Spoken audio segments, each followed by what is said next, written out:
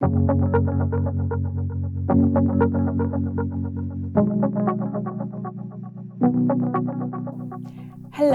today we are here with Anca Mile. She's a teacher at Emanuel Gojdu National College from Bihor County, Romania. And she was one of the teachers that helped us pilot and implement the InnoSchool project in one of the schools from Romania. So Anca, tell us a little bit about yourself. Hello everybody, I'm glad to be here. And I'm glad to talk about one of our most recent projects in our school, the InnoSchool pilot implementation. So first of all, a little bit about myself. I have been a teacher for 25 years, 26 to be more exact actually. And I have always taught in the same school, Colegiul Național Emanuel Gojdu. Throughout my career, I have had the opportunity to work in several European projects, and InnoSchool has been probably the most innovative yet. And when did you first learn about InnoSchool, or from who? Actually, I was part of the event when the project was launched. I didn't quite understand what the project meant then. But later on, when we had a workshop in our school and we were trained on how to implement the game and the platform, then things became clearer to me. And what made you want to get involved? If you didn't know at the beginning very much about it, or? Oh, well, yeah. Usually I like trying out new things. What made me get involved, what gave me the kick, was the fact that the project addressed two of the issues that I've been very passionate about lately. One is collaboration, and InnoSchool requires students to work in a team. I don't think we have enough collaboration in our school system, so this point was addressed very well by the project. And the other one was innovation. We live in a period of time where we need to reinvent things every day. We are confronted with new situations, and we have to learn to think for our community and not just for ourselves as individuals. And I think this project gave this perspective to our students. Like, think for community, not just for yourself. And did you have knowledge about social entrepreneurship before? None. So what I knew was what certain NGOs did, but I never thought that addressing social problems can actually be an entrepreneurial activity. I always thought that it was just something that you do in your own time, in your own free time, because you want to help somebody else. Yeah, so this maybe changed your perspective a little bit? Yes. Well, there is this new theory, or not necessarily theory, but approach to learning, that learning doesn't just happen in one way. We teach students. We also learn from our students, and I think it's about time we accept that. Some of the students knew more than I did when we started, so I had to read more, and I had to look at several sites and study the problems and get more awareness on what social entrepreneurship is and how it could be implemented in our community. Okay, that's very perfect. And at what stage is the piloting right now? So we started in September. We organized the groups. We have 6 groups in our school, and most of them started working right away. But unfortunately, the second pandemic wave just hit us, and we had to go online. So we're talking about a downfall in the motivation curve of the students. It was a bit difficult to motivate them online, but in the end, there are those students, as it happens with online teaching, who will stay motivated no matter what, because they have this intrinsic motivation and sense of duty that they have to finish what they started. But others, not just students, teachers, adults, anybody, we just tend to slack at some point. So at some point we needed to give these students an extra motivational kick to get them back online. Everybody finished. So the stage of the project at this moment is final. So we have evaluated all teams. We have a ranking. And how many students from your school were involved? 36. 36, okay. Yeah. That's a good number. And all 36 have finished and... Yeah, actually 5 groups went for the advanced level, so level 6, and 1 group stayed at level 5. Yes. Yes, the standard level. That's perfect. And what would you say you liked the most about the InnoSchool pilot? So as I said, I liked the idea of collaboration and innovation at the same time. I liked the idea of collecting examples of social entrepreneurship from different countries and comparing these. I welcomed the idea of the game because, as one of my students pointed out, this is the way we should learn, not with books, and we should play and learn at the same time. And I do believe that that's probably what is lacking a lot in our methods of teaching. We don't play enough with our students, no matter how. I mean, these students, they were 17 and they still want to play. Yes, and the serious game, I really like the name serious game. So I played it myself. The serious game, yes, it's a game, but it deals with serious topics. And it's very realistic and implementable. And that's why it is serious, not because you can't laugh about stuff. I also like the interface. I like the character, the guiding character. Yeah, you just took my second question out of my mouth. What was the... or what were the parts that you liked the most? That's what I was going to ask about next. The game, about the serious game. About the game. So you took the words. What besides the characters, besides Marvin? Well, I like the fact that it worked in stages, and that's quite easy to follow. Sometimes for some students, that's a privilege that they can take things step by step. For some of them, they like to skip a bit, and for them, maybe it was a bit dragging, that they weren't moving fast enough. You know, everything has to happen now, and we need gratification now. And this is what... one of the aspects, let's say, of this generation, that they have to receive feedback immediately. Yes, immediately, and as soon as possible. Yes. Yeah. And what were their thoughts, the students' thoughts about the serious game? Did they use anything like this in other?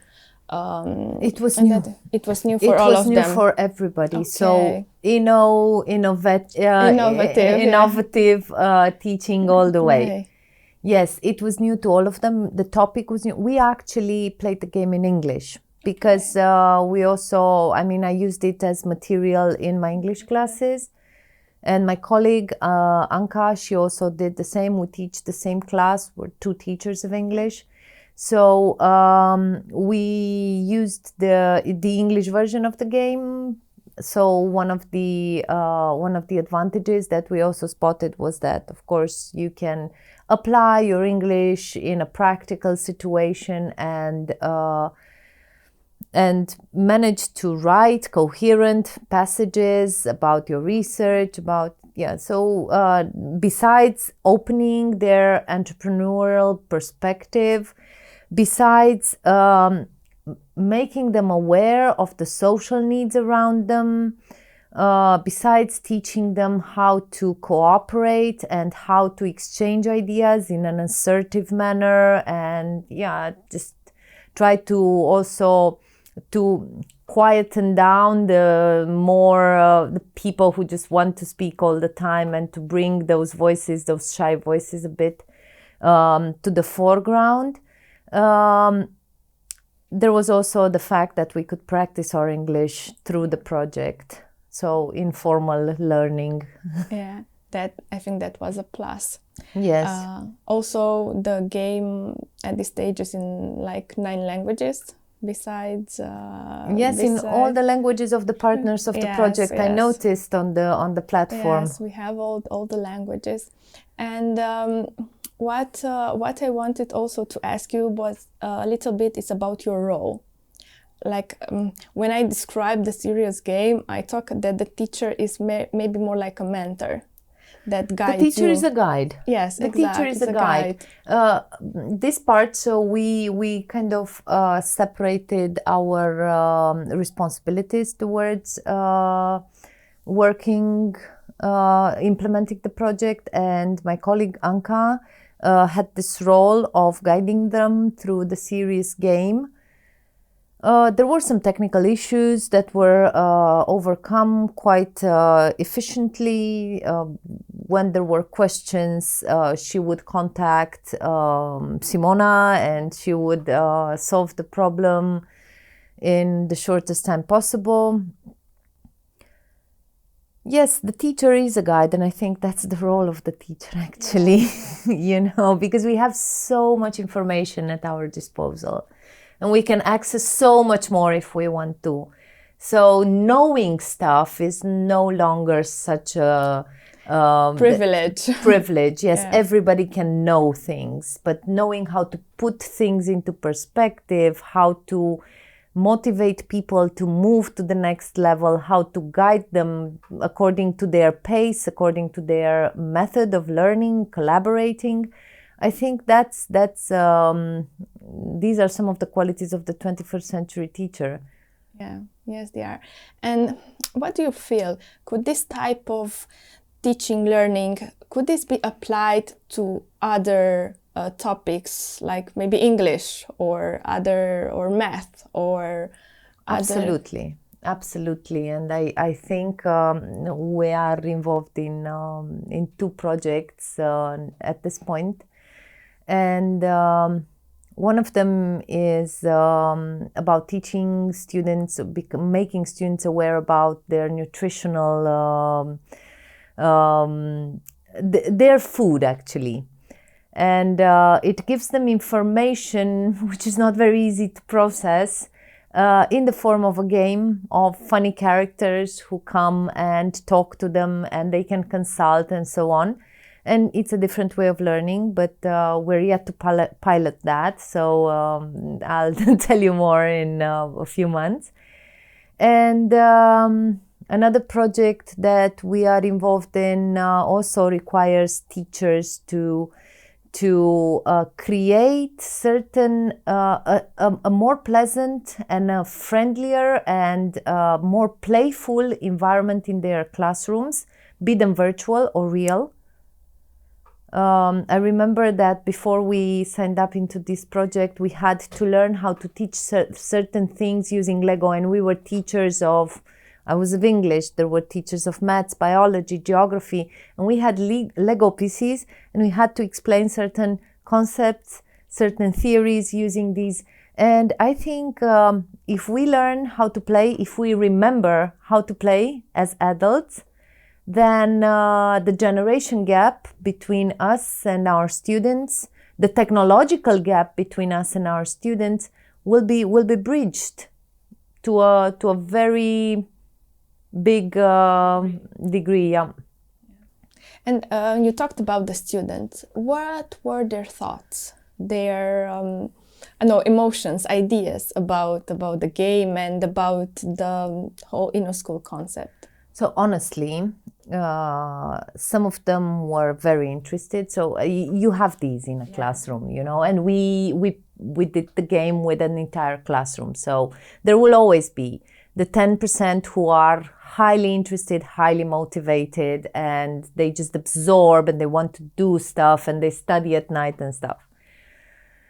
We have the extreme opposites who could not be bothered by anything. So what do you have to do? You have to pick one of those highly motivated, group them with a person who lacks motivation at all, and then bring in the middle those who might be interested, but maybe they're not so motivated. Maybe they have a lot of other things to do, because that's another thing. You know, students these days, they don't just focus on learning. They're involved in so many projects. If you just look at our website and see the activities of our Students' Council, you can get an idea of how complex their lives can be besides school. So some of the students were highly enthusiastic. Some were, whatever, a new project, whatever. And others were like, yes, it's an interesting idea, let's try it out. And once they tried it out, they came to us and told us, teacher, we don't have time for something like this. And then, I just said, all right, so you don't have time, let's do it now. Let's not do it in the afternoon. Let's do it now. Let's do it while we are in school. And this way, we kind of reached the middle ground, and they all fulfill their tasks. Yeah. So, if I understood correctly, you mentored them even if in the first phase when you chose the teams. So you specifically chose the teams with different students, so you knew which one would be more involved. I didn't choose the teams personally. They chose. Okay. Yes, but I advised them. Okay. So. And they also know that at this point they have been in classmates for, this is the third year. So they kind of know who is a leader, who is a follower, who is a dragger behind. And okay. So the teams were, I don't know how to say, they were very, they were chosen between themselves. Yeah. Yes, with our guidance, wherever there was need for intervention, we did. What I do notice, though, is it's beautiful when this happens. It's ideal, but it didn't happen here. There was no change of roles. So the doer from the beginning stayed the doer to the end. Okay. The dragger from the beginning stayed the dragger to the end, because we continued the project, implementing the project online. And there was this gap of communication, of sensing the student, like looking in their eyes and saying, come on, pull your weight, get down to doing your tasks. Online, it's not the same. Yeah, it's a whole different ball game. Absolutely. Having to do it, so to do any online teaching for any task. Could you maybe tell me what would be 3 advantages to piloting the InnoSchool project in Romania or in your school? Well, I think I can give you more than 3. So the first one, as I said, it's a great educational tool because it opens perspective on a new domain, which is not touched upon in the national curriculum. The second one is the fact that it uses very up-to-date, let's say, innovative methods of teaching. And I think that's something that takes you out of the comfort zone. You don't like it at first, but you kind of have to do it. It's no longer, you can't whine, oh my God, this is difficult. No, you have to go and start doing it because you're a teacher of the 21st century, and you have to learn how to adapt the methods to the times. So I think this project really ticks these 2 very important boxes. Then, as I mentioned before, it teaches students about collaboration. I think our system is still way back into the industrial age, where individuals competed against individuals, and that was my individual portfolio, my individual performance, and so on. In this technological era, in this digital era in which we live, I think collaboration is the only way further, the only way ahead. And that's another. So these are the three main advantages, and there are others as well, like the fact that we can be part of a research that can bring meaningful results. I mean, there are 7 countries involved in the study, nine countries involved. So I wasn't part of the project, only part of the piloting. So 9 countries involved, even more. You can compare results from different countries. You can get a general idea of what is going on in these school systems. And then again, these countries can collaborate and see what was a downside, what was an advantage, how we can correct the things that didn't work as smoothly as we wanted. And being part of a research like this should be meaningful, right? Because it's one step ahead. It's on the progress scale of education. So I think it's quite meaningful to be part. I remember at the beginning of the project, we really wanted to put an emphasis on this collaboration. So it was one important thing for the students to work in teams. And I'm happy, I must say, that you have noticed that this was important, and we wanted to give out this message that one of the emphases should be that the students should learn to work in teams together, not just as individuals. It's very difficult for students to learn that, because from a very early age, in primary school, who finishes first? Yeah. Put up your hands. The first 3, we're going to give them red dots, and the rest get nothing. What if I'm slower? But is my work not worthy? It's really difficult, because this kind of competition that we teach our children to work with, to get involved in, makes them disregard those that are not as good as them, and somehow makes them envious of those who are ahead. And none of these feelings is good, and none of them is going to lead to any sort of progress. Because I teach English, I always have this, you cannot teach a language just by sitting there in front of the room and speaking. You have to make the students speak. And I always organize them in groups and in pairs, and I give them tasks, and I walk around the classroom. And these days I use breakout rooms. I organize them in breakout rooms. I walk from one room to another, of course. And what I noticed is when my students come to, so I start teaching them in the 9th grade, they don't know what, so many of them, I don't want to say nobody knows. It's not like I'm the only one encouraging collaboration, but it's not something that they are used to. It's not. So once they learn, and I don't think it's enough that you do that in 1 or 2 subjects. It has to happen at all levels. Yeah. Because you mentioned earlier the national curricula. In your opinion, as a teacher, could the InnoSchool become part of the Romanian national curricula? Well, I'm not sure I can answer that at this moment, because in the project, most of the teachers who implemented were economics teachers, entrepreneurial studies teachers.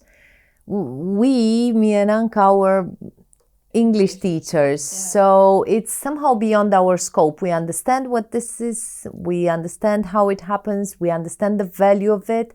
I'm not sure what the curricula for economics and Studia Entreprenoriale involves in Romania. But I definitely think it is a valuable tool, and entrepreneurial skills are important in all the students, not just in those who want to be entrepreneurs, because you need to be an entrepreneur in your job. Like, I'm a teacher, right? And I have to present my subject, my lesson, in a way in which I will attract you and you will participate. And this is what entrepreneurs do, right?